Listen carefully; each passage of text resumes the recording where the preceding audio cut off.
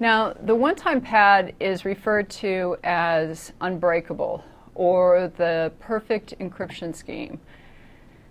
And you'll see this, I'm sure you read cryptography books all the time. But you'll see this in literature, or you'll see it when if you do go through any type of cryptography books or take any classes. It is referred to as the perfect scheme, and that it can't be broken. But that's only true if it's used properly. And we know what the weakest link of security is: people.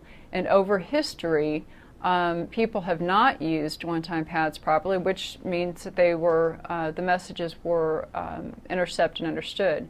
So what does it mean to use it properly? Well, first, it's a one-time pad. It should be used only one time. So for my first message, I use this key, this one-time pad.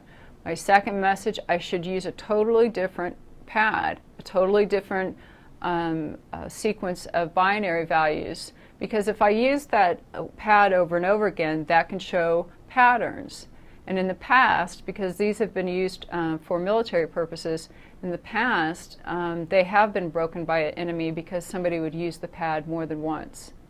So the pad needs to be used only one time. It also needs to be distributed securely, which means if I need to figure out how to get that pad to you securely, and that could be difficult because it could be intercepted, and it's a physical thing that somebody can come and steal, so it has to be properly protected. And the other thing is that the one-time pad has to be at least as long as the message. Because if you think about it, let's say the pad is half the size of the message. Well, then we'll use the pad on the first part of the message, and then we have to use the pad again on the second part of the message.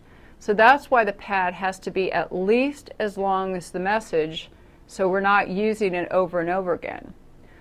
Now, if all of these things are followed and they're done correctly, that's when it's really unbreakable.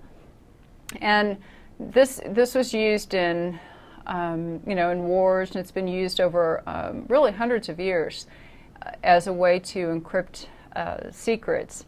Now today, it's not very practical for me to figure out how to get a pad to you, and you use the pad to decrypt the message. That's not how we do our encryption and sending secret or sensitive data. But it doesn't mean that they're not around anymore. One-time pads are still around. A lot of governments have them in case there is a backup, in case that we lose power, we lose the computing power that we have. So if in a war all of our communications were knocked out, we still need a way to actually secure the communications that need to go to the other units.